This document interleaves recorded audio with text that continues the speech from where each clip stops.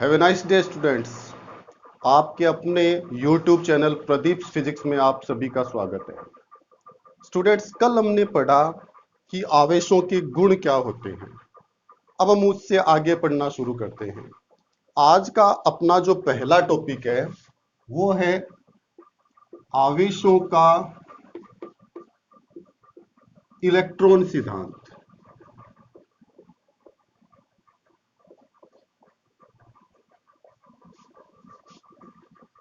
आवेशों का इलेक्ट्रॉन सिद्धांत, ये अपना आज का टॉपिक है।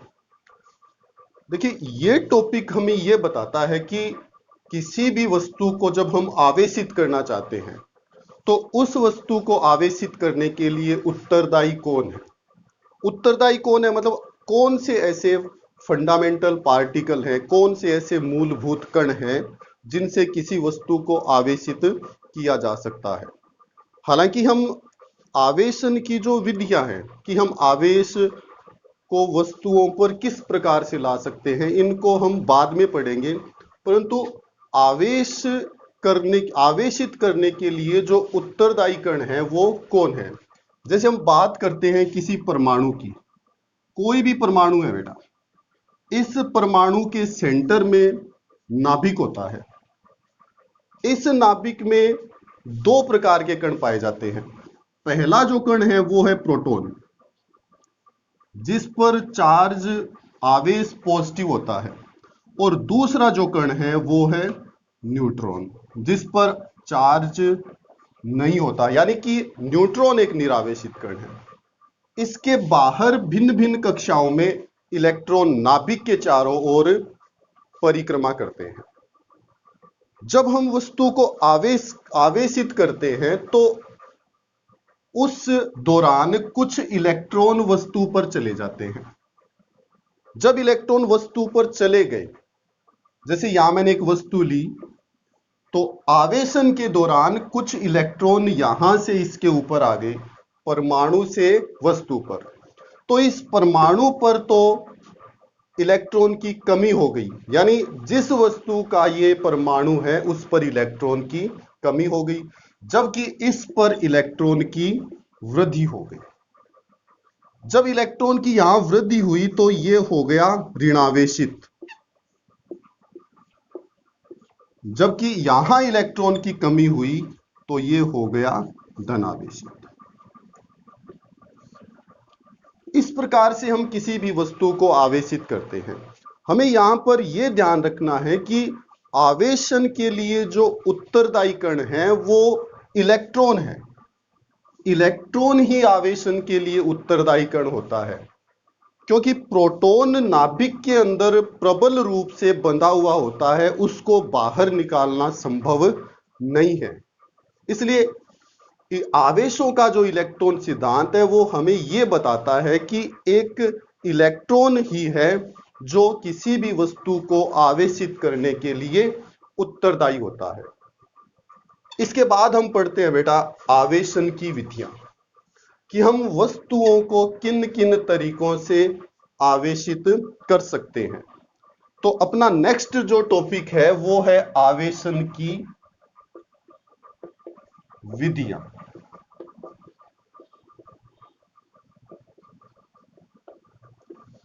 देखिए स्टूडेंट्स, मुख्य रूप से आवेशन की जो विधियां हैं वो तीन हैं। पहली विधि है घर्षण द्वारा, दूसरी जो विधि है वो है चालन द्वारा, और तीसरी जो विधि है वो है प्रेरण द्वारा। ये तीन तरीके हैं जिनसे हम किसी भी वस्तु को आवेशित कर सकते हैं। अब हम सबसे पहले बात करते हैं घर्षण से चालन, कि घर्षण यानी फ्रिक्शन से किसी वस्तु को आवेशित कैसे किया जाता है। देखिए स्टूडेंट्स, जब हम दो वस्तुओं को आपस में रगड़ते हैं, यानी उनके बीच जब घर्षण होता है, तो इलेक्ट्रॉन एक वस्तु से दूसरी वस्तु पर चले जाते हैं।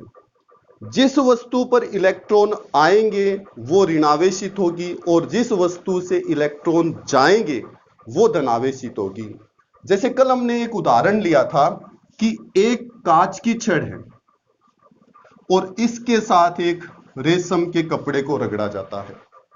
तो हमने ये देखा कि कुछ घर्षण के दौरान कुछ इलेक्ट्रॉन कांच की छड़ से रेशम के कपड़े पर चले गए, तो कांच की छड़ जो है वो धनावेशित हो गई, जबकि रेशम का कपड़ा जो है वो ऋणावेशित हो गया।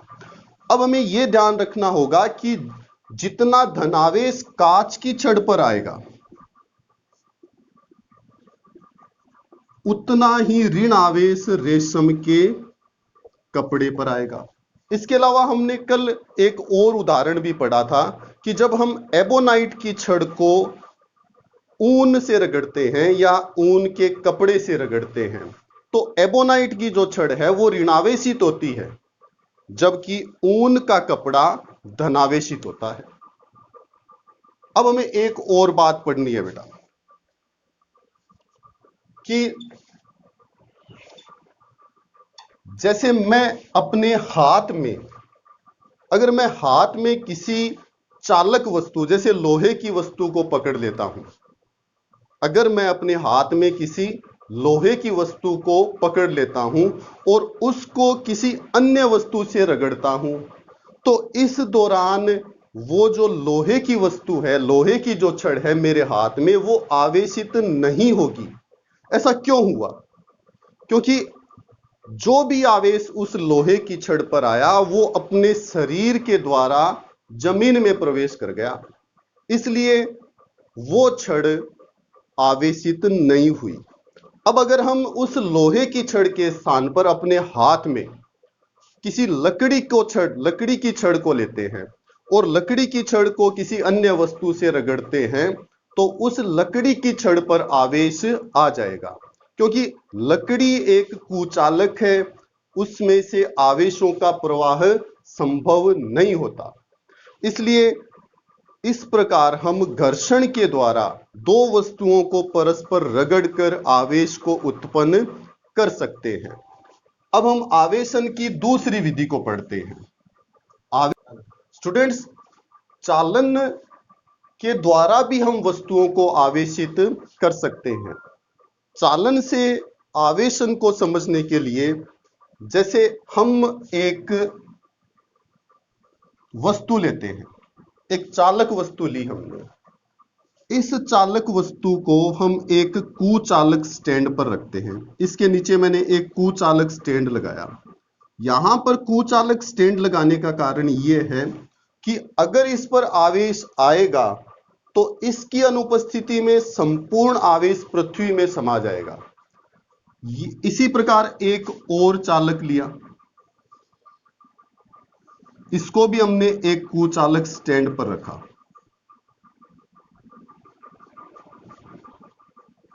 इन दोनों चालकों में से चालक ए और चालक बी में से हमने इसको आवेशित कर रखा है कि चालक ए जो है वो पहले से ही आवेशित है, जबकि चालक बी पर कोई आवेश नहीं है। अब हम इन दोनों चालकों को पास लाकर परस्पर स्पर्श कराते हैं, तो ये अवस्था होगी, ये अपना चालक ए था और इसके स्पर्श में मैं चालक बी ले आया।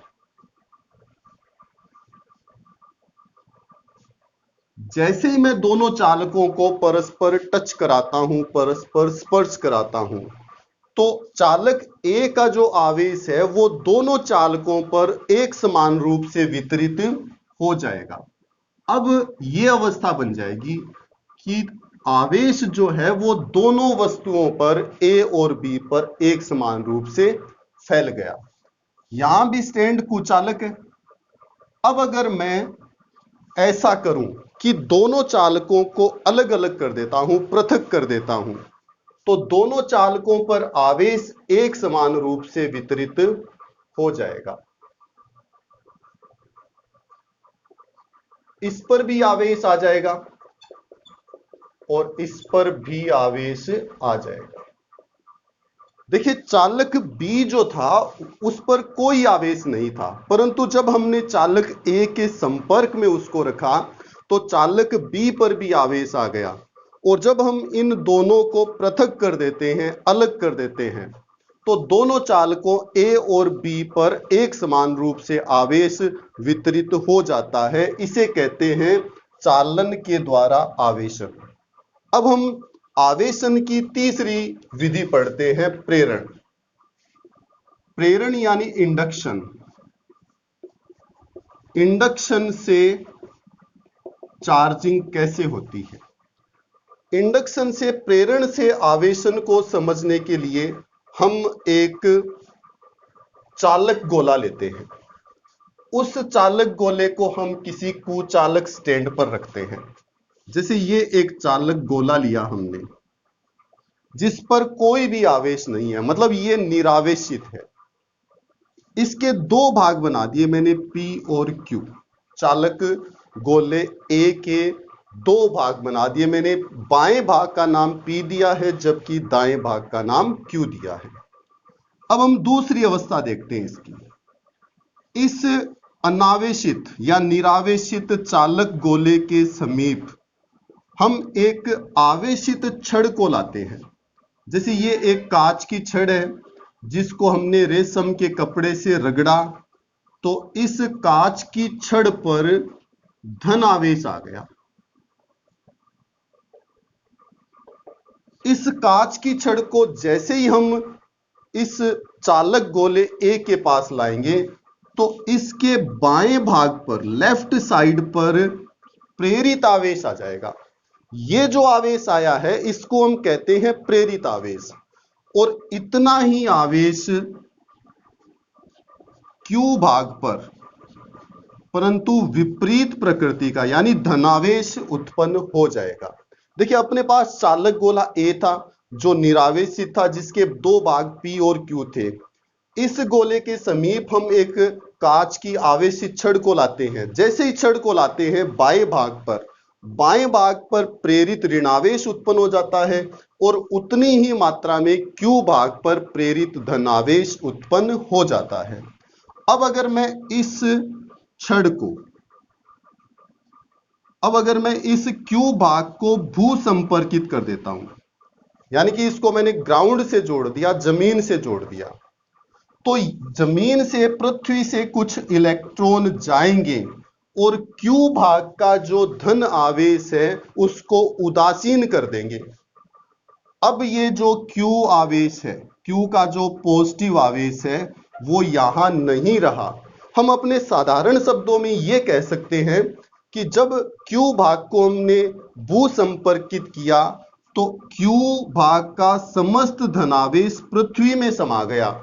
या फिर हम ये कह सकते हैं कि पृथ्वी से इलेक्ट्रॉन निकलकर Q भाग के धन आवेश को उदासीन कर देते हैं।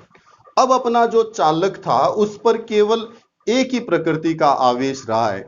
और अगर हम इस छड़ को हटा लेते हैं, जैसे ही हम छड़ को हटाएंगे, तो ये जो ऋण आवेश है वो इस चालक में एक समान रूप से वितरित हो जाएगा। देखिए स्टूडेंट, इस प्रकार से हम चालक गोले ए को आवेशित कर सकते हैं। अब अगर हमें दो चालक गोलों को आवेशित करना हो, तो हमें क्या करना होगा? अगर हम दो चालक गोलों को आवेशित करना चाहते हैं, तो इसके लिए हम दो चालक गोले लेते हैं। जैसे एक चालक गोला ए लिया और एक चालक गोला बी लिया। प्रारंभ में दोनों निरावेशित है, अनावेशित है, इन पर कोई आवेश नहीं है। ये इसकी पहली अवस्था है। अब हम इसकी दूसरी अवस्था की बात करते हैं। दूसरी अवस्था में हम ऐसा करते हैं कि किसी आवेशित छड़ को, एक आवेशित छड़ लेते हैं और उस आवेशित छड़ को हम चालक गोले ए के पास लाते हैं। ये हमने कांच की एक आवेशित छड़ ली और चालक गोले ए के पास ले आए। जैसे ही हम आवेशित छड़ को गोले ए के पास लाएंगे, तो इस गोले के जो इलेक्ट्रॉन है वो इस भाग की ओर आकर्षित होंगे।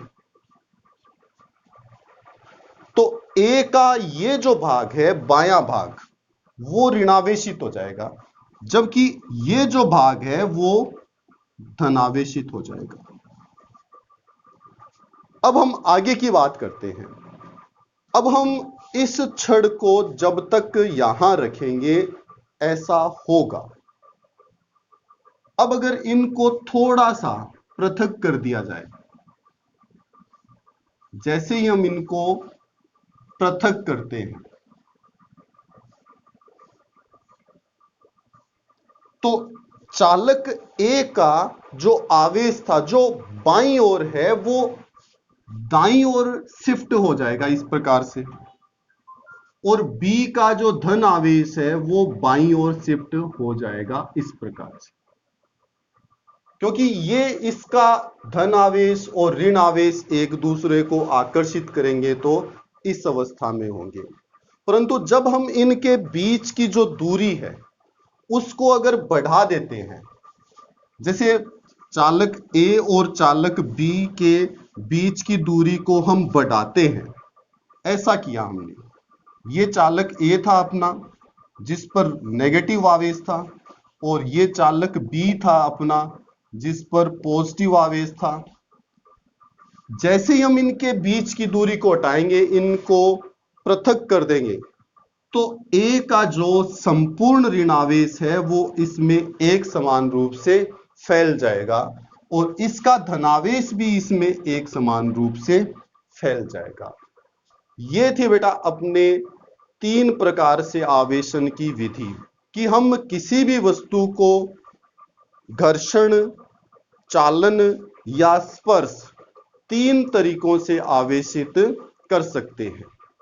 अब हम इसके बाद पढ़ते हैं। कुछ इंपॉर्टेंट बातें हैं बेटा, कुछ मुख्य बातें हैं जिनको ध्यान रखना होगा। जैसे पहली बात मैं ये बता रहा हूं कि अगर कोई वस्तु आवेशित होती है तो उसके द्रव्यमान पर क्या प्रभाव पड़ेगा। देखिए, हमने अभी ये पढ़ा कि आवेशन का जो कारण है वो इलेक्ट्रॉन है, न कि प्रोटॉन, क्योंकि प्रोटॉन नाभिक में एक मजबूत बंध से बंधे हुए रहते हैं, जबकि इलेक्ट्रॉन एक वस्तु से दूसरी वस्तु पर स्थानांतरित हो जाते हैं, इस कारण वस्तु आवेशित होती है। यानी कि कहने का साधारण अर्थ यही है कि आवेशन के लिए उत्तरदायी कण इलेक्ट्रॉन है, न कि प्रोटॉन। मेरा प्रश्न यह था कि जब वस्तु आवेशित होती है तो उसके द्रव्यमान पर क्या प्रभाव पड़ेगा। जैसे हमने एक कांच की छड़ ली थी और एक रेशम का कपड़ा लिया था, यहां से घर्षण के दौरान यहां से मान लिया 4 इलेक्ट्रॉन कांच की छड़ से कपड़े पर आ गए, तो इस पर 4 धन आवेश उत्पन्न होंगे और इस पर 4 ऋण आवेश उत्पन्न होंगे। तो अब इनके द्रव्यमान पर क्या प्रभाव पड़ेगा। देखिए, यहां से 4 इलेक्ट्रॉन गए तो इस पर 4 इलेक्ट्रॉनों के जितना द्रव्यमान कम हो जाएगा, जबकि इस पर 4 इलेक्ट्रॉन आए तो रेशम के कपड़े पर 4 इलेक्ट्रॉनों के जितना द्रव्यमान बढ़ जाएगा। देखिए, एक इलेक्ट्रॉन का जो द्रव्यमान है, मास ऑफ इलेक्ट्रॉन, वो होता है 9.1 10⁻³ किलोग्राम। हालांकि हमें यह बात महसूस नहीं होगी, परंतु सैद्धांतिक रूप से यही होगा कि जब वस्तु धनावेशित होती है तो उसके द्रव्यमान में कमी आती है, जबकि वस्तु के ऋणावेशित होने पर वस्तु का द्रव्यमान बढ़ जाता है। अब हम और बात करते हैं बेटा। देखिए, एक धन आवेश है बेटा, केवल एक धनावेश है, और यह धनावेश स्थिर अवस्था में है, यानी कि इसका वेग 0 है।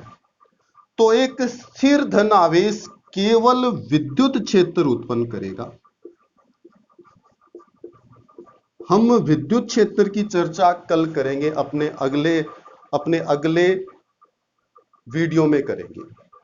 मैंने यह बताया कि जब एक धन आवेश स्थिर अवस्था में है तो उससे केवल विद्युत क्षेत्र उत्पन्न होता है, जबकि एक गतिशील धनावेश, जैसे ये एक गतिशील धनावेश है परंतु इसका वेग नियत है, ये एक कांस्टेंट वेलोसिटी से गति कर रहा है, तो ये विद्युत क्षेत्र यानी E, विद्युत क्षेत्र को हम E से लिखेंगे, सदिश राशि है, ये विद्युत क्षेत्र तो उत्पन्न करेगा ही परंतु साथ ही साथ ये एक और क्षेत्र उत्पन्न करेगा जिसे कैपिटल B से लिखते हैं, चुंबकीय क्षेत्र कहते हैं। स्थिर आवेश केवल विद्युत क्षेत्र उत्पन्न करता है, एक नियत वेग से गतिशील आवेश विद्युत और चुंबकीय क्षेत्र दोनों ही उत्पन्न करते हैं।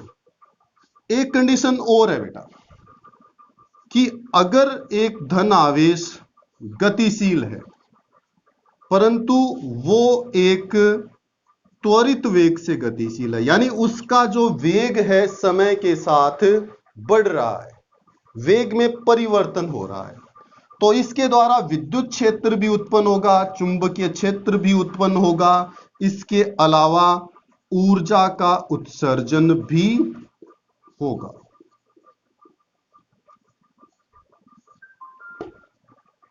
धन्यवाद स्टूडेंट्स, आज के लिए इतना ही।